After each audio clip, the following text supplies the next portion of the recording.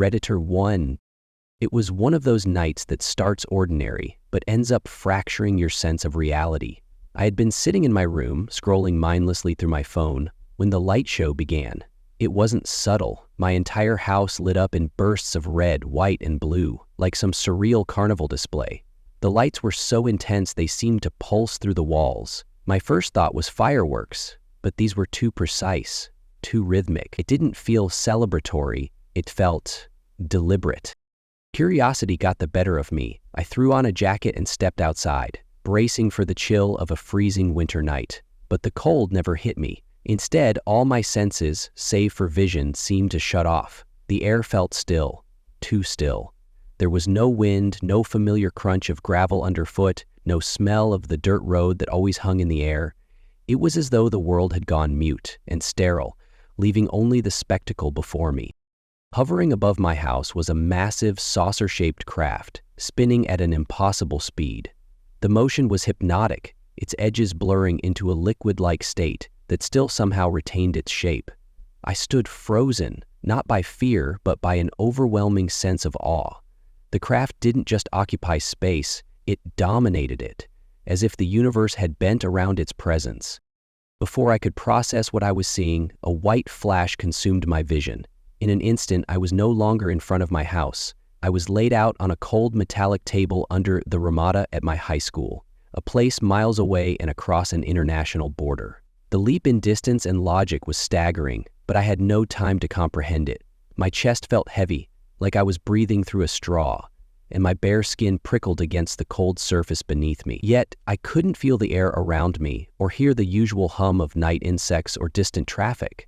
It was as if sound and sensation had been erased from existence. My eyes darted to the soccer field adjacent to the Ramada. The craft was there, now motionless and grounded. Its lights had dimmed, its spinning ceased, but it still exuded an aura of raw power. Then I noticed them. They emerged silently from the shadows, surrounding me in a loose circle. Their forms were unmistakable. Tall, spindly figures with gray skin and those iconic, oversized black eyes, the Greys as they're often called. In every depiction I'd ever seen, they seemed distant, almost cartoonish. But in real life, they were anything but. Their gaze was piercing, their presence oppressive. They didn't need to speak to communicate. Their very existence screamed dominance. My body refused to move.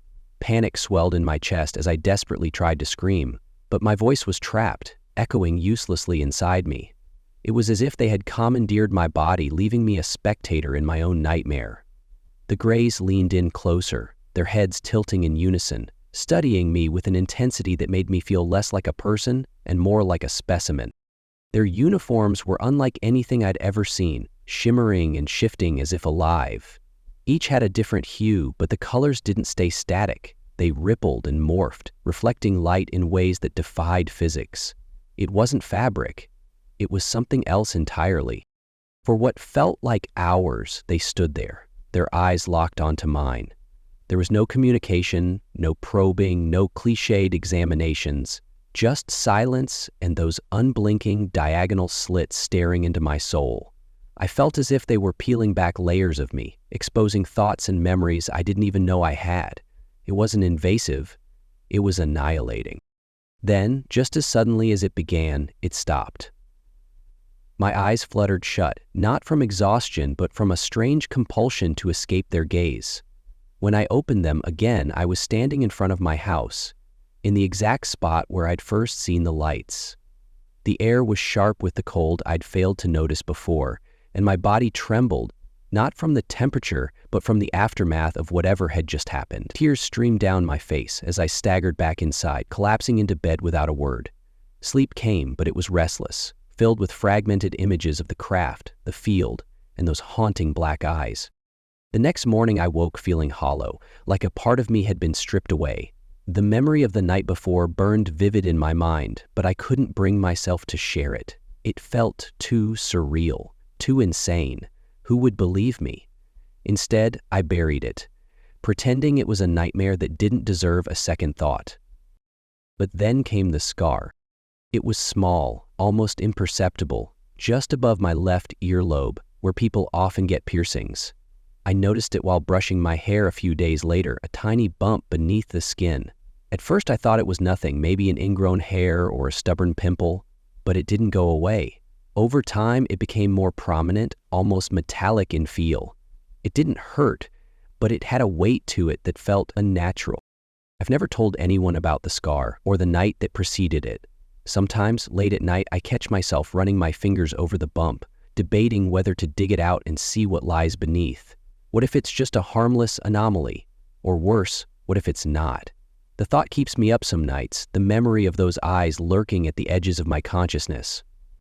Even now, years later, I can't explain what happened that night. Was it a dream, a hallucination, or was it real? All I know is that I've never looked at the night sky the same way again. Redditor 2. It was the kind of night that hunters in Latvia often cherish. Cool, crisp, and star-studded. The wheat fields stretched endlessly around me, bathed in moonlight. My father and I were wrapping up one of our solo hunting trips, a quiet prelude to the busy hunting season. He was stationed a good 200 meters away, and I had resigned myself to waiting for his signal to pack up. The stillness of the night was mesmerizing. With no game in sight and nothing else to occupy my attention, I tilted my head back and let my gaze wander across the vast expanse of stars. The night sky was unusually clear, dotted with familiar constellations, while low clouds moved lazily on the horizon. As I traced patterns in the stars, a peculiar light caught my attention. At first, I thought it was just another star. It pulsated faintly, blending into the celestial backdrop, but as I focused, I noticed something unusual. It was blinking. An aircraft, I thought. Its linear motion across the sky seemed consistent with that of a plane, albeit a little faster than what I usually saw. Yet something about it gnawed at me. The silence. There was no sound, no faint hum, no rumble of engines, not even the delayed roar that typically follows high-flying jets. It was eerily quiet. Curiosity overrode caution. I raised my rifle, aligning the scope to get a closer look. Peering through the adjustable magnification, I could make out a silhouette, a dark shape moving purposefully through the sky. It was undeniably some kind of aircraft, its outline hinting at wings and a body. Pulsating red lights dotted its underside, complemented by green strobes on what appeared to be the wingtips and tail. Yet the silhouette was blurred, like a shadow struggling against the clarity of the stars behind it. The more I observed, the more questions filled my mind. It hovered intermittently, breaking its linear path. Was it a helicopter? The silence made that unlikely. The lack of sound seemed to taunt me as I stared at it. An idea formed, one I might later regret. My rifle was equipped with a green laser sight, something I used discreetly during hunts. If I shone the laser at the clouds, I could estimate the object's altitude. With some adjustments, I narrowed the beam and aimed directly at the mysterious craft. Nothing. The laser didn't illuminate it at all. It was as if the object absorbed the light or existed beyond the range of my sight. Then, things escalated. The craft reacted. It turned. For a heartbeat, I froze. The object adjusted its trajectory and began moving toward me, its pace unrelenting. My heart hammered against my ribs as I crouched down, steadying the rifle on my knee. My hands shook uncontrollably, but I kept the laser trained on the approaching craft, more out of instinct than bravery. It was now directly overhead, close enough for the laser to illuminate parts of its hull. My breath caught as I finally saw it in more detail. The wings were squared, not the sleek aerodynamic curves I'd expect. The tail section was odd. No recognizable elevators or stabilizers, just an unfinished void where control should be.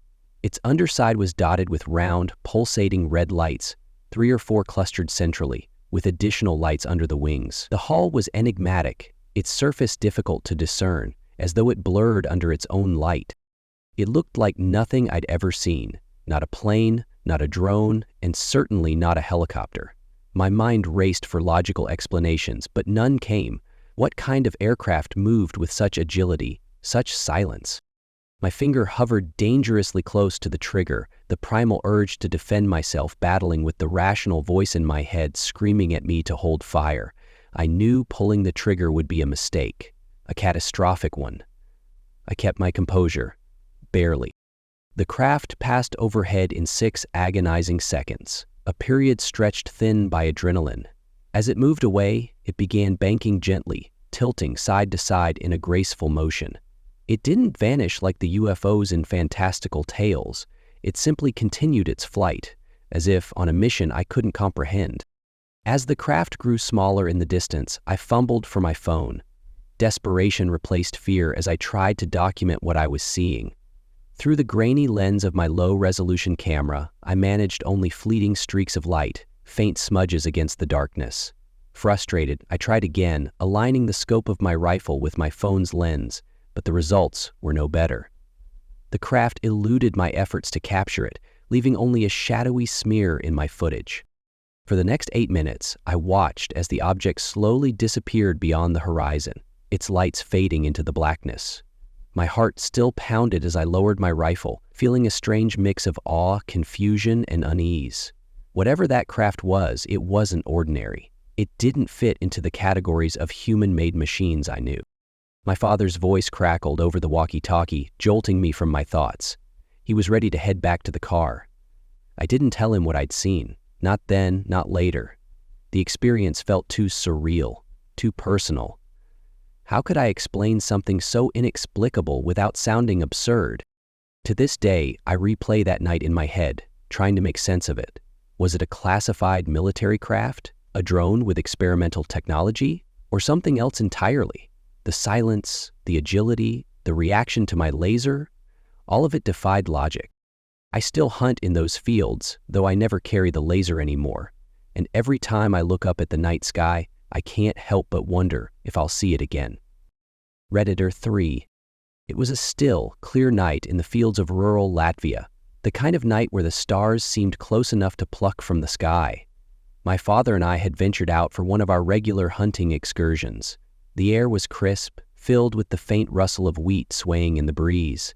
My father had taken his usual position some 200 meters away, leaving me alone with my rifle, laser sight, and the profound silence of the countryside. The hunt had been uneventful so far, and boredom began to set in. Restless, I scanned the heavens, allowing my thoughts to drift among the stars.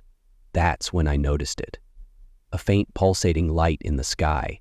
At first I thought it was just another satellite, its steady motion a familiar sight to anyone who spends time stargazing. But something about this light wasn't right. It wasn't moving in a perfectly linear path, and its pulsations were too distinct. Intrigued, I raised my rifle to get a closer look through the scope. The light resolved itself into what appeared to be an aircraft of some kind. It had a shape, though indistinct, and emitted red and green lights, the green ones blinking intermittently.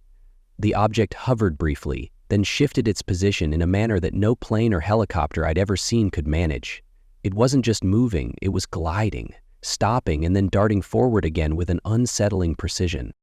And then there was the silence. Not a whisper of sound accompanied its movements. No hum of engines, no whoosh of air being displaced. It was as if the object existed outside the physical laws that governed every other aircraft I'd known. I adjusted the laser on my rifle, narrowing its beam for maximum range. If I could illuminate the craft, perhaps I could gauge its altitude or confirm its structure. I aimed carefully and shone the green beam directly at it. Nothing happened. The beam didn't seem to touch it. It didn't reflect, refract, or illuminate the object in any way. It was as though the craft absorbed the light or existed in a space the laser couldn't penetrate. For a moment, I thought I might have been imagining it. But then the craft moved. It turned toward me. A surge of adrenaline gripped me as the object began to close the distance.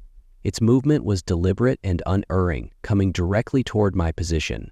My heart pounded in my chest, and my hands began to tremble. I crouched down, steadying my rifle against my knee, the laser still trained on the object. I wanted to run, but curiosity rooted me in place.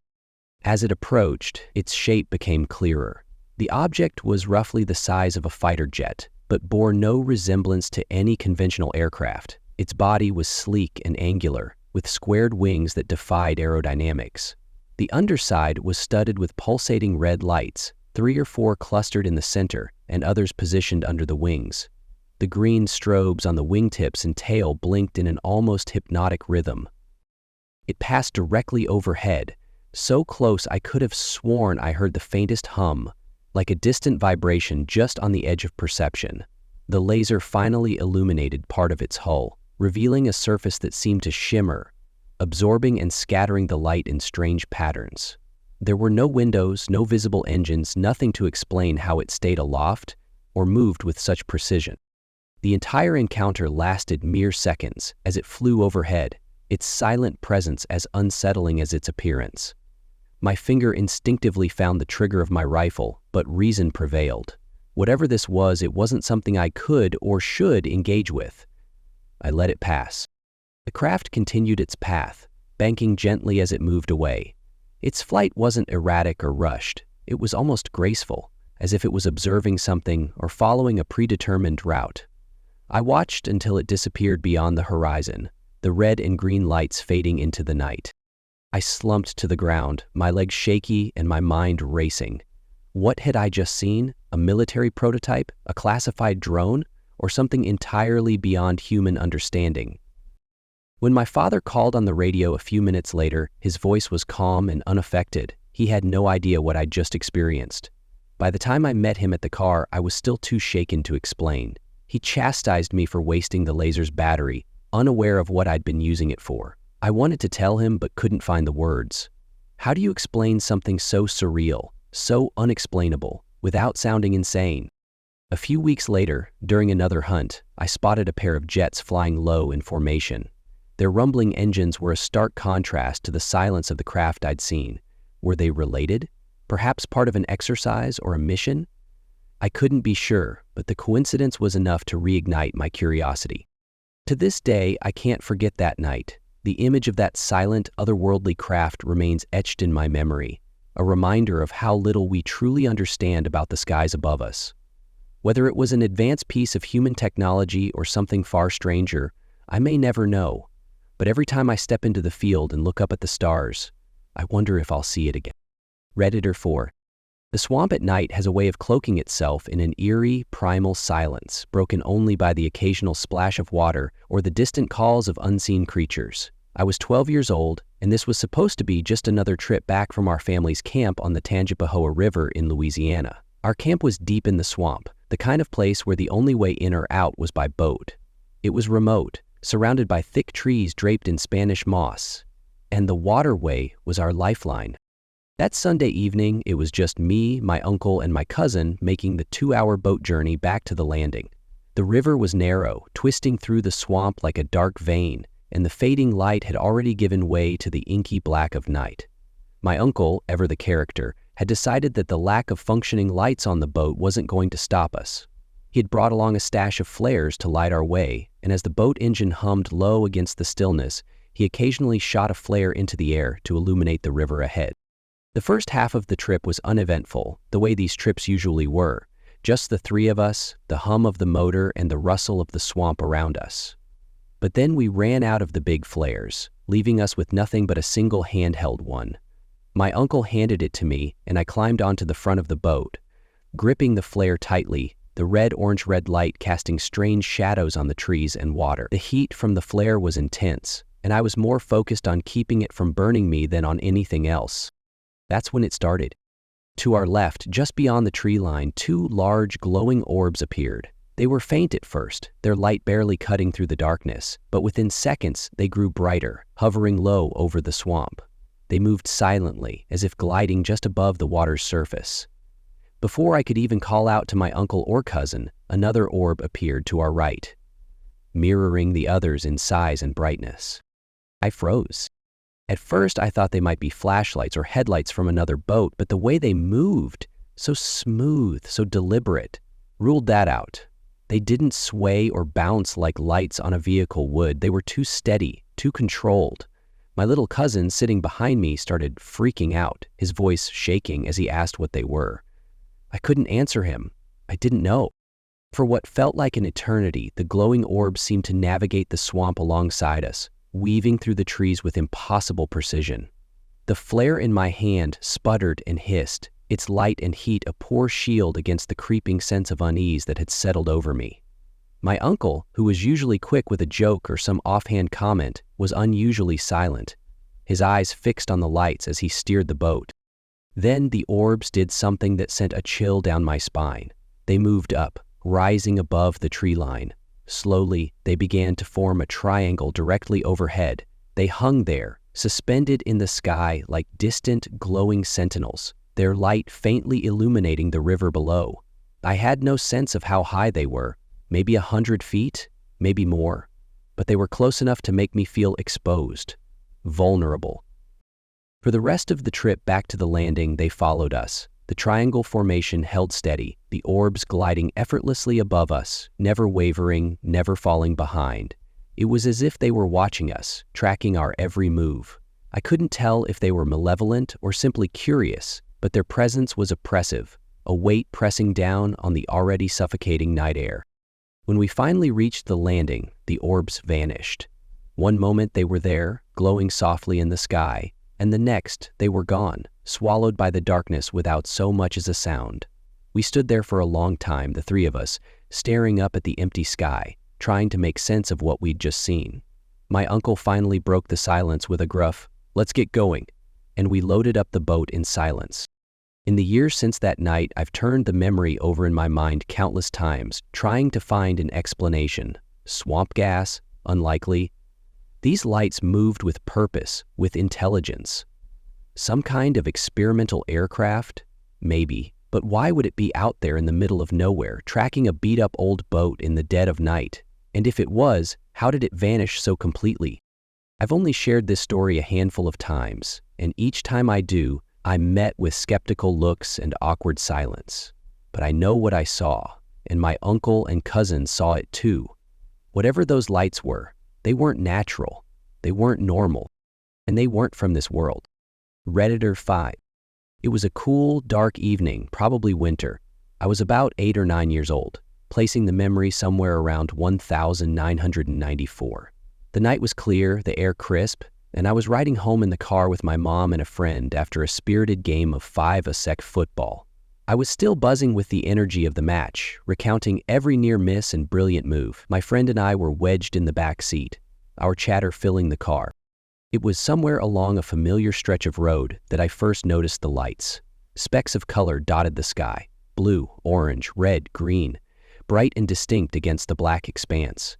They weren't like stars. They moved, some faster than others, and occasionally one of the larger lights would seem to break apart, spawning smaller specks that darted and danced before fading into nothingness. "Look," I blurted, pointing to the windshield. My friend immediately pressed his face to the glass, his excitement matching mine. "What is it?" he asked. I had no idea. "Mom, do you see that?" I called to the front. She glanced briefly up through the windshield. "Probably a plane or stars," she said casually, her tone dismissive.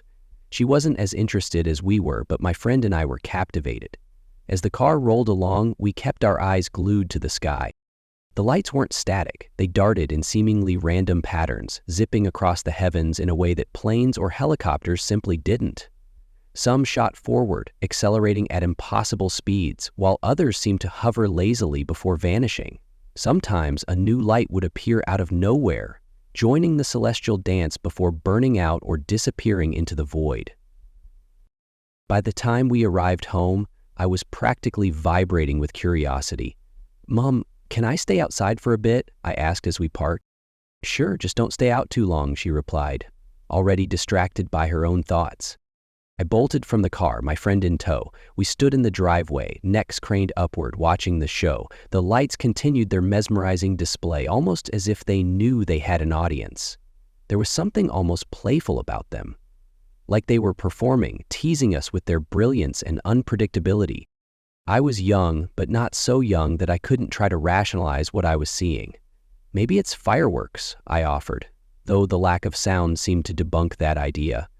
My friend suggested aliens, a notion that sent a shiver of excitement through me. The truth was, we had no idea what we were witnessing, and that uncertainty made it all the more mad. After what felt like forever, the lights began to thin out. One by one, they disappeared, leaving only the vast, quiet darkness behind. Reluctantly, we went inside, where the hum of ordinary life quickly pulled me back to reality. But the memory of those lights lingered, and over the years, I've revisited that night in my mind, trying to make sense of it.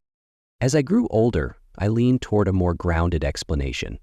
Maybe a meteor breaking apart in the atmosphere, the various elements burning in vibrant hues as they streaked through the sky.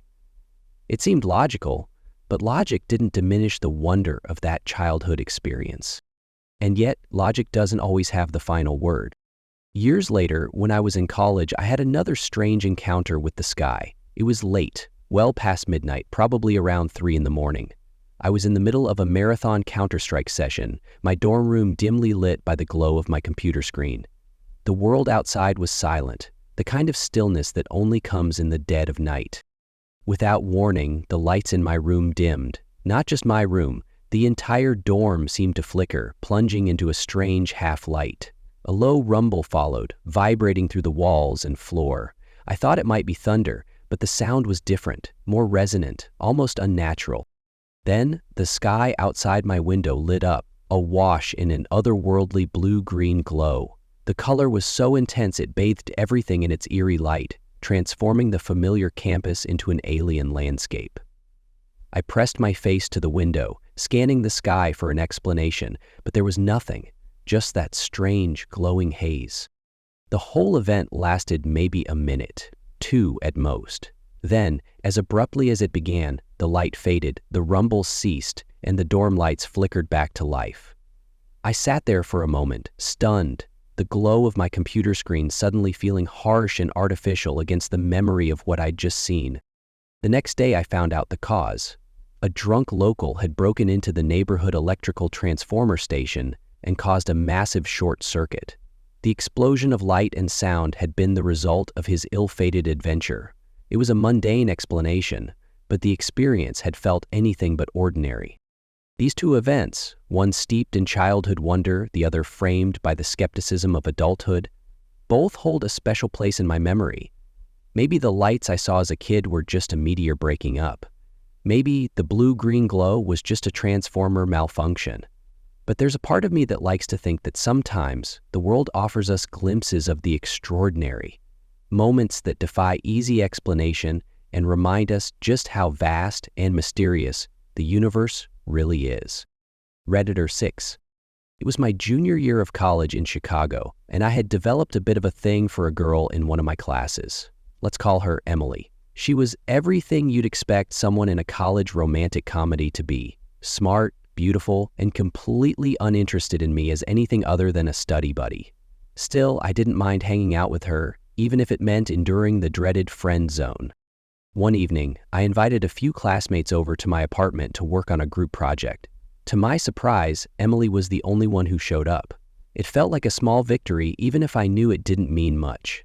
When it became clear that no one else was coming, we decided to take a break from working and go for a walk.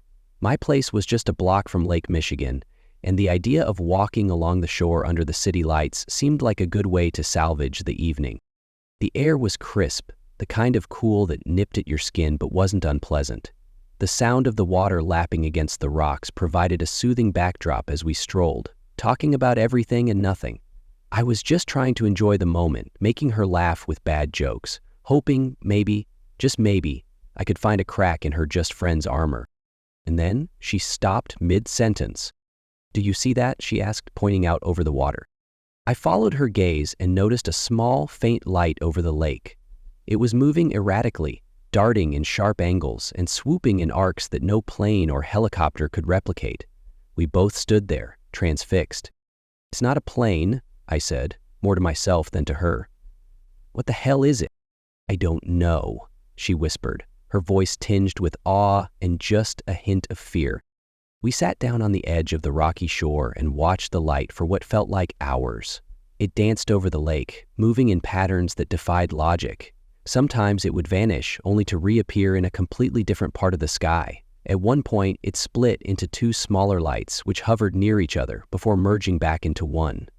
The more we watched, the more certain we were that this wasn't something normal. It wasn't a plane, a drone, or even a trick of the light.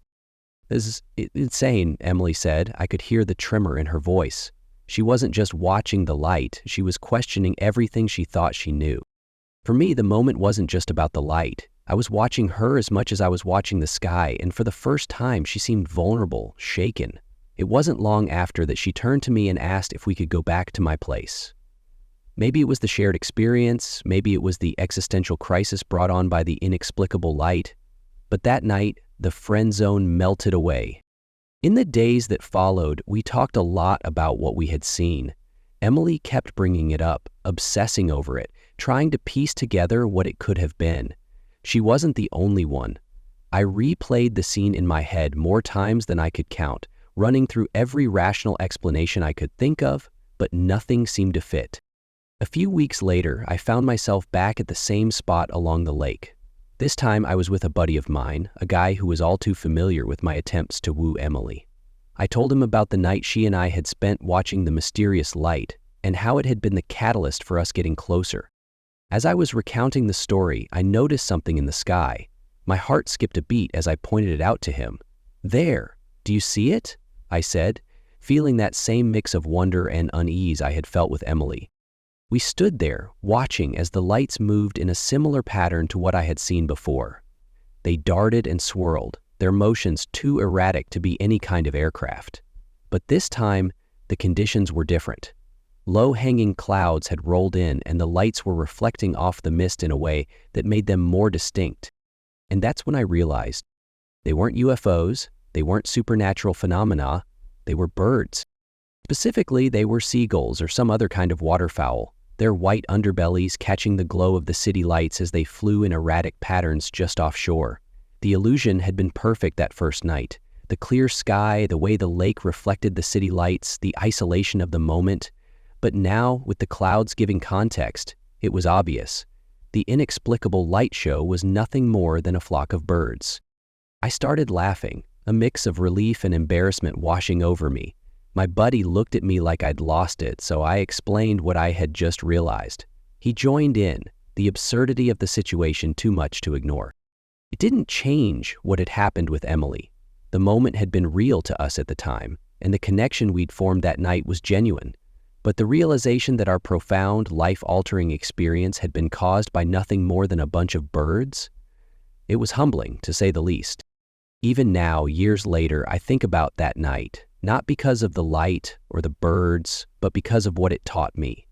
Sometimes the most extraordinary moments in our lives aren't about what we see, but about how we feel in the moment. And sometimes it takes a little mystery or a flock of gulls to remind us of that. Redditor 7. It happened when I was 19, living with my girlfriend's family in a rural part of eastern Canada. Their house was tucked away, surrounded by dense trees and the kind of silence that only the countryside can provide. It was the kind of place where the nights felt endless, with the only sounds being the occasional rustle of leaves or the faint howls of distant animals. Her dad worked nights, so it was just me and her mom in the house that evening. My girlfriend had gone out with friends, leaving me with a book and the quiet. I was upstairs reading when the dog tied up outside started losing its mind.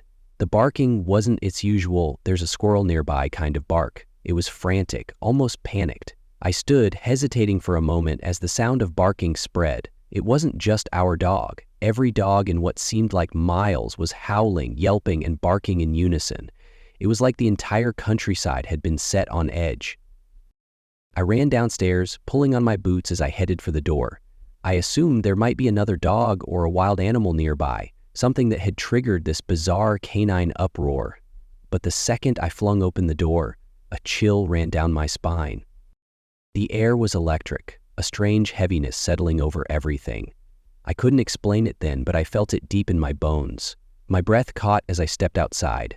Just above the treetops, maybe half a mile away, a strange object floated silently. It was round, shimmering like a disco ball, and about the size of a pencil eraser from where I stood. I froze, squinting at the thing. It moved slowly, gliding to the left, and then back to the right, almost as if it were searching for something. Then, just as suddenly, it vanished. My jaw dropped. A second later, it reappeared in a different spot, its shimmering surface reflecting light like nothing I'd ever seen. It repeated this strange pattern, darting from one position to another in total silence, the entire time maintaining its hypnotic glimmer. The dogs kept howling, their cries almost drowning out the sound of my heart pounding in my chest. I wanted to call for my girlfriend's mom, but something stopped me. It wasn't fear exactly, more like an overwhelming need to witness this uninterrupted. I stepped further onto the porch, my eyes locked on the object as it continued its strange dance above the trees. The sixth time it vanished, I instinctively scanned the sky, trying to guess where it might reappear. But instead of blinking back into view, something else happened. From high above, a teardrop-shaped light shot down at an impossible speed, vanishing behind the tree line in the exact spot where the disco ball had disappeared. It was so fast, so precise, that I barely had time to process what I'd just seen. I stood there, frozen, trying to make sense of it all. Did that just happen? Was I hallucinating? My mind raced as I strained my ears, listening for any sound that might explain what I had seen. But the night was still eerily quiet, save for the dog's frantic barking. Then, as if the universe wanted to give me proof that I wasn't crazy, I heard voices. I turned toward the road and saw a couple standing beside their car, parked at the edge of the property. They were looking in the same direction I had been, gesturing animatedly. Though I couldn't make out their words, their tone was unmistakable. Surprise, confusion, maybe even fear. They had seen it too. For a brief moment, I thought about walking down to them, asking if they'd seen the same thing I had. But the road was a fair distance away, and I felt rooted to the spot, unwilling to leave in case something else happened. Before I could make a decision, they got back in their car and drove off, their taillights disappearing into the night. I stood there for a while longer, staring at the treetops, half expecting the object to return. But the night remained quiet, the dogs eventually calming down as if nothing had happened. When I finally went back inside, my girlfriend's mom was still asleep on the couch. I thought about waking her, telling her what I had seen, but I stopped myself. What could I even say that wouldn't sound completely insane? The experience stayed with me, etched into my memory like a brand. I've thought about it countless times since that night, trying to rationalize what I saw. Was it some kind of experimental aircraft? A weather phenomenon? I don't know. What I do know is that it wasn't just me. The dogs, the couple on the road, they were witnesses too. And whatever that thing was, it wasn't normal. I've kept the story mostly to myself over the years. When I do tell it, I downplay the details, afraid people will think I'm just another guy with a UFO story. But I swear that night was real, and I'll never forget it. Redditor 8. I was 15 years old, living in Columbus, Ohio, when I had an experience that has haunted me ever since. It was the fall of 2003, and I had stayed up late working on an English paper. Like any high school procrastinator, I underestimated how long it would take, and by the time I hit save on my old desktop computer, the clock read 3:10 a.m. I turned off the screen, yawned deeply, and trudged upstairs to my bedroom, eager to collapse into bed. The clock on my nightstand glowed 3:15 as I settled under the covers, my head sinking into the pillow. Just as I was beginning to drift off, I heard footsteps ascending the stairs. At first, I thought it might be my dad, but these footsteps were unusual, slow, deliberate, and with an odd scraping sound as if whoever it was dragged their feet forward before lifting them to the next step. I stayed perfectly still, straining to listen. The footsteps stopped. Silence hung heavy in the air, but I had the distinct feeling that someone, or something, was now standing at the foot of my bed. My heart began to race, but I kept my eyes shut tight, pretending to be asleep. Then I felt it, a pressure on my lower back like a hand pressing against me, but not from above. It felt like it was coming into me. A wave of unease washed over me as the pressure moved down through my legs and stayed there, a steady, invasive force. I was frozen, torn between panic and disbelief. Then I felt the mattress shift, as if someone, or something, had lain down beside me. My back was to the presence, but I could feel it there, close enough that I imagined I could hear it breathing. Another pressure began to build in my chest, warm and buzzing, almost like a whirlpool inside me.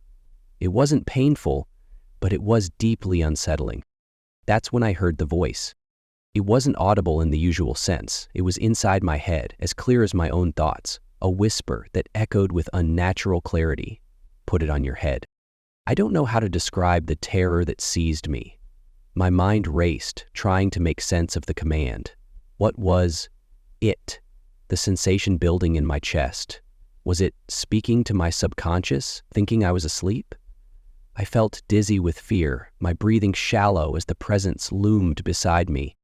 Desperate to break free from the paralysis, I counted down in my head. 5, 4, 3, 2, 1. I forced my eyes open. And there it was. A face hovered inches from mine, glowing faintly blue and partially transparent. It had no distinct features, but I could make out 2 dark ovals where eyes should be and a small, oblong mouth.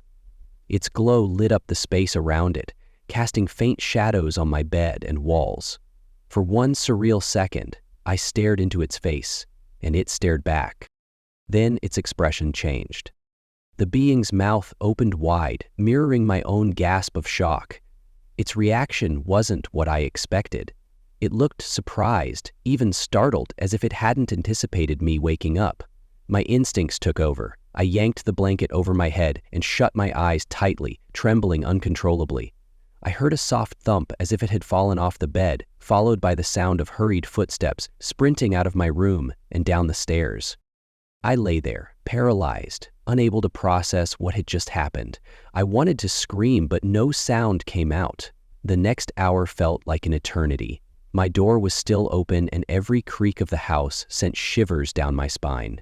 When I finally mustered the courage to move, I leapt from the bed, slammed the door shut, and bolted back under the cover. The rest of the night was a blur of terror and confusion. I couldn't sleep. The face, the voice, the glowing light, all of it replayed in my mind over and over. When morning came, I got up for school like nothing had happened, too scared to tell anyone. Who would believe me? It wasn't a dream. I was awake the whole time, and I could still feel the lingering tingle where the pressures had been. The experience left a mark on me, not just emotionally, but physically. For weeks, I noticed a faint, almost imperceptible glow in my room at night. It was barely there, but I felt its presence. Every time I thought about that face, a cold shiver ran down my spine. Even now, years later, I wonder what happened that night. Was it sleep paralysis, a vivid hallucination, or something more? I've read countless accounts of similar experiences, and while they comfort me in knowing I'm not alone, they also leave me with more questions than answers. The glowing blue face, the whispered words, the pressure inside me, it wasn't something my imagination could have conjured. I haven't had another experience like it since, but I can't shake the feeling that I was part of something beyond my understanding. Sometimes, late at night, I'll catch myself staring into the darkness, half expecting to see that faint blue glow return. Redditor 9. The first time I started questioning the universe, I was sitting on a weathered park bench, staring up at the night sky. I wasn't thinking about anything profound, just tired after a long day, my mind floating between mundane worries and fleeting memories. Then, like a wave breaking over a calm sea, I was struck with the thought, what if they're already here, watching us, waiting? I can't say where the thought came from. Maybe it was something I read or a half-remembered documentary, but that night the stars didn't just look like distant dots of light. They felt like eyes, observing, judging. I've had this conversation with others, the kind of people you find on the fringes of society. We call ourselves space cases, though the term doesn't sting as much as it used to. If anything, it's a badge of honor. We've all had experiences that make us question the traditional narrative, the one where humanity is alone, special, the center of the cosmic stage. Most people dismiss these thoughts outright, but for us, they're an undeniable whisper in the back of our minds. One of the recurring ideas among our little group is that if there's an alien presence out there, it isn't hostile. Quite the opposite, really. The popular notion of an alien invasion, cities leveled, resources harvested, humans enslaved, is, we believe, deeply flawed. It assumes that alien species would be as aggressive and territorial as we are. But why would a civilization advanced enough to traverse galaxies need anything from us? What could Earth possibly offer that isn't already floating in the endless expanse of space, in a place easier to extract and with less resistance? No, it doesn't make sense.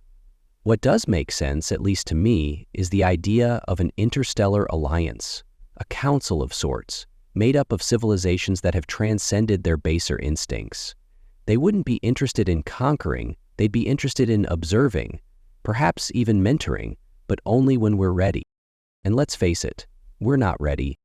Imagine a group of beings observing us from some distant outpost. They watch as we poison our air and water, as we hoard wealth and resources, as we destroy each other in wars over imaginary lines. Would you let us into your club if you were them? Would you invite us into your home, knowing we might just burn it down out of ignorance or spite? The answer is obvious. We're not ready. But maybe, just maybe, they see potential. Maybe that's why they keep watching, sending down the occasional probe or craft to get a closer look. Maybe they're trying to figure out what makes us tick, what holds us back, and whether there's a way to help us evolve, not biologically, but spiritually, morally. This isn't just a whimsical theory. I've met people who swear they've been contacted, not with words, but with feelings, impressions. They describe an overwhelming sense of love and unity, as though the visitors aren't just here to observe, but to plant seeds of change. They talk about shifts in energy, about a great awakening that's just around the corner. I want to believe them, but sometimes it's hard. Sometimes it feels like wishful thinking. I've had my own moments. Nothing as dramatic as a UFO landing in my backyard or a face-to-face meeting with a gray alien, but enough to keep me questioning. Once, while hiking alone in a remote forest, I felt a presence. It wasn't the eerie, hair-raising kind of presence you feel when you think someone's watching you from the shadows. It was warm, almost comforting.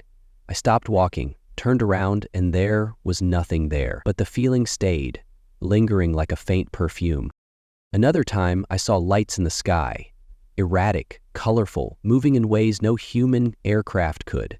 They weren't planes, and they weren't satellites. I watched them for hours, transfixed, feeling like they were dancing just for me. Was it a sign, a message, or just my mind playing tricks on me? I still don't know. The more I think about it, the more I believe that belief itself is the key. It's not about saying, I'll believe it when I see it. It's the other way around. I'll see it when I believe it. When you open your mind to the possibility, you start noticing things, patterns, coincidences, the strange harmony underlying the chaos. It's like tuning a radio to a frequency you didn't know existed. But this mindset comes with its own challenges. For every genuine experience, there's someone ready to dismiss it as a delusion, a hallucination, a desperate bid for attention. And honestly, I don't blame them. The world is a strange enough place without adding extraterrestrial visitors to the mix. But dismissing these stories outright feels like throwing away pieces of a puzzle, one that might help us understand not just the universe, but ourselves. What if they're waiting for us to figure it out? What if the invitation to join the alliance is already there, written in the stars, but we're too distracted by our own mess to notice? It's a humbling thought. Maybe that's why I've found solace in these fringe communities, among people who feel like they've glimpsed something beyond the veil. We don't all agree on what's out there, but we agree on one thing. The universe is far too vast, too intricate, for us to be alone. So I keep watching the skies, hoping for another glimpse, another sign. Not because I need proof I've seen enough to believe, but because it reminds me that there's more to this life than what we see, that somewhere out there, someone might be watching, waiting, and wondering if we'll ever be ready to join them. Redditor 10. I was 16 when I first started piecing together the bizarre fragments of my life that didn't seem to fit into any rational explanation. The sleep paralysis and dreams of them had haunted me since I was 8. But two specific encounters stayed etched in my memory, like puzzle pieces that refused to slot into the picture of reality I'd been taught. The first was in 1998. It was one of those nights where you wake up and know you're not alone, the kind of sensation that prickles your skin before your eyes even adjust to the dark. I wasn't paralyzed that night. I was awake, fully awake. The room was dark, and though I couldn't make out the details, I was lying on some kind of table. I didn't know how I'd gotten there, but that question took a back seat when I saw him. A gray. He was on my right side, leaning over me, his enormous black eyes glinting faintly in the ambient darkness. My chest tightened as pure, unfiltered fear crashed into me like a wave. Without thinking, I rolled toward him. Why not away, I still can't say. But as I did, our eyes locked. For just a second, I glimpsed something beyond comprehension. His eyes weren't just dark, they were windows. Blackness swirled inside them, not emptiness but something vast, like staring into a universe scattered with stars. It wasn't just intelligence I saw, it was knowing, a depth so profound it left me breathless. My panic swelled to a crescendo, and I curled into a ball, trembling. That's when I heard it. Go back to sleep. The voice wasn't audible, it was in my head, clear as if I'd spoken the words myself. Without resistance, I blacked out. To this day, I can't say if the encounter was spiritual, extraterrestrial, or something else entirely, but it remains the most terrifying and transcendent moment of my life. The second experience was stranger still, not because of what happened, but because of what lingered. Around that same time, I began dreaming of a blonde girl. She was always the same, early 20s, shoulder-length hair, thin and dressed in something that looked like a shirt made from a wedding dress. The dreams weren't frightening, but they were vivid. She was there, always watching, her presence a constant. At first, I brushed it off as a product of my overactive imagination. That changed when I started finding the hairs. They were everywhere, long, blonde strands in a house where no one had hair that color, woven into my clothes, caught on furniture, even one that dropped out of thin air right in front of me. It felt intentional, as if someone or something wanted me to notice them. The hairs appeared regularly for about a year, from 1,999 to 2,000, and then stopped as abruptly as they had started. Years later, curiosity got the better of me. I kept some of the hairs and decided to have them tested. The results were baffling. They belonged to a Lithuanian female, a genetic profile entirely foreign to anyone I'd ever known. To rule out contamination, I had my own DNA tested, and while we shared a few markers, possibly due to distant ancestry, it was clear this wasn't anyone from my family. The hairs weren't the only thing that linked back to Lithuania. I stumbled upon a case involving a man named Peter Kuri, who claimed to have found alien hairs after a similar encounter. The genetic analysis revealed traits like resistance to HIV, a rare but notable gene found in certain populations, including Lithuanians. The parallels sent shivers down my spine. By now, you might think I'm delusional or grasping at straws, and I wouldn't blame you. There are nights I try to convince myself it's all in my head, a series of coincidences dressed up as something more. But then I remember the night I locked eyes with that gray, the blonde girl's steady presence in my dreams, the unmistakable feeling of being watched. Dismissing it all feels like denying a part of myself. What stands out to me is the nature of these encounters. They're not violent or invasive in the way movies portray. There's fear, yes, but there's also an underlying sense of purpose. Like these beings aren't here to harm us, but to observe, maybe even guide us in ways we don't understand yet. I can't shake the feeling that the blonde girl was part of that. An emissary, perhaps, or a symbol of something larger. I've often wondered if these experiences are tied to sleep paralysis. Could it be that the grays, or whatever they are, operate in that liminal space between waking and dreaming? What if the state we dismiss as a hallucination is precisely the window they use to connect with us? The thought intrigues and terrifies me in equal measure. It's been decades since those first encounters, and I've stopped trying to fit them into neat explanations.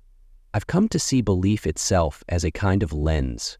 What you're willing to entertain shapes what you're able to perceive. Maybe that's why so many people dismiss these stories outright. They're not ready to see. But for those of us who've looked into the eyes of the unknown, the world will never seem small or simple again. I still keep one of the blonde hairs in a small glass vial, a quiet reminder of the mysteries that touch our lives, unbidden and unexplained. Sometimes I dream of her, though less often now. When I do, she's always standing at the edge of my awareness, watching with an expression I can't quite decipher. It feels like a promise or a warning.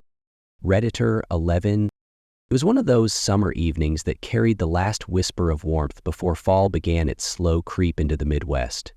The air was crisp, yet tinged with the day's lingering humidity, and the sky had started its transition from fiery orange to the soft blue-gray of twilight. My girlfriend and I were on our way home, driving westward along one of the city's main roads. the kind you travel 100 times without a second thought. It was ordinary, routine, until it wasn't. At first, I noticed the lights out of the corner of my eye, 3, maybe 4 of them, glowing a pale yellow whack and arranged in a neat vertical line just above the tree line ahead of us. My immediate thought was that it must be one of the radio towers scattered around our city. We'd seen them countless times, their lights blinking steadily, signaling to aircraft or acting as markers in the otherwise featureless skyline. But something felt off. The lights didn't blink, for one, and as we got closer, they seemed to move. Not all at once, but individually, breaking formation like soldiers scattering from an unseen threat. I leaned forward in my seat, straining to make sense of what I was seeing. "Hey," I said, pointing ahead, "are you seeing this?" My girlfriend glanced up from the road. "What, the lights?" "Yeah, they'd run." She followed my gaze, frowning slightly but keeping her hands steady on the wheel. "Weird. Maybe it's, I don't know, planes?" "Planes don't move like that," I muttered, my attention fixed on the sky. We continued westward, the lights growing more intriguing and more perplexing with each passing second. Finally, unable to stand the mystery, I told her to pull into a nearby parking lot. She obliged, steering the car off the main road and into an empty spot where we could watch without distraction.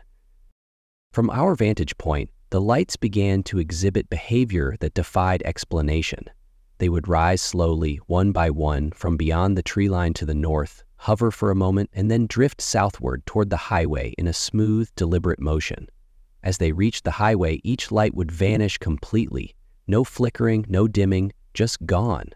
Another light would then emerge, repeating the same bizarre choreography.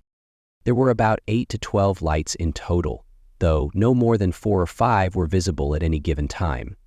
Each one performed its eerie, mechanical dance with a precision that felt almost deliberate, as though following some preordained sequence. "Should I take a picture?" my girlfriend asked, breaking the silence. "Yeah, try," I said, though I wasn't optimistic.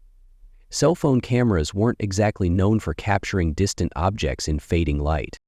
She aimed her phone at the sky, clicking furiously as the lights continued their strange display. When she handed me the phone to review the shots, my heart sank. As I feared, the photos were little more than dark blurs, the lights barely distinguishable from the surrounding gloom. We sat there for what felt like an eternity, watching as the last of the lights vanished over the highway. The silence that followed was as unsettling as the spectacle itself. There was no sound accompanying the lights, no hum, no whoosh, no distant rumble of engines. And when the lights disappeared, they left no trace, no debris, no trails of smoke, no faint glow lingering in the sky.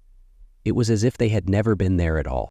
"Maybe it's a celebration or something," my girlfriend said as we drove home, though her voice betrayed her own uncertainty. "Chinese lanterns?" "Lanterns don't move like that," I replied, "and they don't just vanish." We spent the rest of the drive scanning the sky, half hoping and half dreading that the lights would return. They didn't. But as we neared our house, we passed another car pulled over on the side of the road. The driver had his head out the window, craning his neck to look upward. It was a small comfort to know we weren't the only ones witnessing this. Once home, I dove into an online search, hoping to find some explanation. Maybe a local festival, a test of military flares, or some other mundane event that could account for what we'd seen. But there was nothing. No news reports, no announcements, no chatter on social media.